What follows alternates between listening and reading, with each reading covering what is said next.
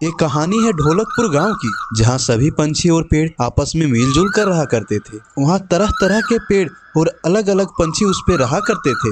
वहीं पर एक पपीते का इलाका था जो सभी जरूरतमंद पक्षियों की मदद करता था। एक दिन काला कौवा उसके पास आके बोलता है, पपीते चाचू, मेरे घर में आज बहुत सारे मेहमान आए हैं। आज मैं आपके घर में रह लूं? हाँ हाँ, क्यों नहीं, रह लो, लेकिन गंदगी नहीं फैलाना, क्योंकि कल टूनी चिड़िया इसी तरह बोल के गंदगी फैलाकर चली गई। पपीता उसे अपना घर थोड़े दिन के लिए दे देता है। सवेरा होते ही कालू कौवा गंदगी फैलाकर जाने लगता है। तभी मोटे पपीते को गुस्सा आ जाता है।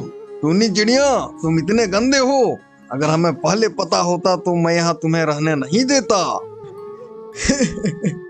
मेरा काम तो हो गया, अब मुझे क्या लेना तेरे इस घर से। टूनी चिड़िया, तेरी इस हंसी का एक दिन बहुत भारी पड़ेगी। फिर कुछ समय बाद बरसात का मौसम आ जाता है। सभी पक्षी अपना अपना घर बना लिए थे। सिर्फ चमेली चिड़िया और कालू कौवा ही बिना घर के थे। चमेली बेचारी मेहनत कर रही थी, लेकिन उसे घर बनाने के लिए कुछ चीजें नहीं मिल रही थी, जिस कारण चमेली चिड़िया अपना घर नहीं बना पाई। पपीते भैया, मैं तुम्हारे घर में रह लूं? मेरे बच्चे भीग रहे हैं। हाँ चमेली बहन, रह लो, लेकिन गंदगी मत फैलाना। कल टूनी चिड़िया यहाँ रह कर गया था और उसने मेरा घर बहुत गंदा कर दिया था। फिर कुछ समय बाद कालू कौवा बारिश में बहुत भीग जाता है। उसे ठंड लगने लगती है। वह मोटे पपीते के पास आता है।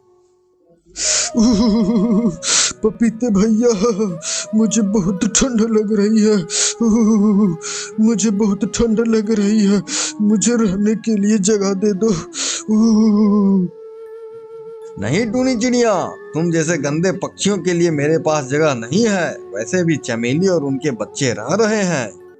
कालू कौवा ये बात सुन के वहां से चला जाता है और बारिश भी खत्म हो जाती है। सभी पंछी अपने अपने घर में चले जाते हैं। एक दिन इस जंगल में बहुत ही खतरनाक बाज आ जाता है, जो सभी पंछियों को मारकर अपना शिकार करता था और पेड़ों की फसल को बर्बाद कर देता था। अब वो मोटे पपीते की फसल खराब करने के लिए आ रहे थे। मोटे पपीते, तू क्या बचेगा? तेरी भी फसल बर्बाद होगी, फिर तू कैसे जिंदा रहेगा? नहीं भाई, तुम मुझे नहीं मारो।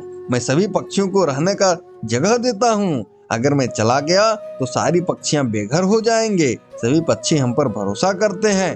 पूरे जंगल में एक मैं ही सभी को रहने के लिए घर देता हूँ। तो मुझे उससे क्या लेना देना? मेरा जो काम है वो करने दो। तभी वहां पे एक चिड़िया आ जाती है। एक खतरनाक बाज, तुम यहाँ से दूर हटो। तुम पपीते भैया को कुछ नहीं कर सकते हो। हम सब पंछी इसी पेड़ में रहते हैं। अगर तुम ये फसल खराब करोगे तो तुम मुझसे लड़ना होगा। तुम मुझसे लड़ोगी? तेरी इतनी हिम्मत? सारे पंछी हमसे डरते हैं। ठीक है, आ जाओ मुकाबले में। चिड़िया और बाज की लड़ाई बढ़ने लगती है।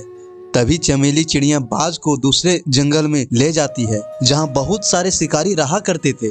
चमेली चिड़िया चालाकी से बाज को शिकारी के जाल में फंसा देती है। शिकारी बाज को लेकर अपने पास चले जाते हैं।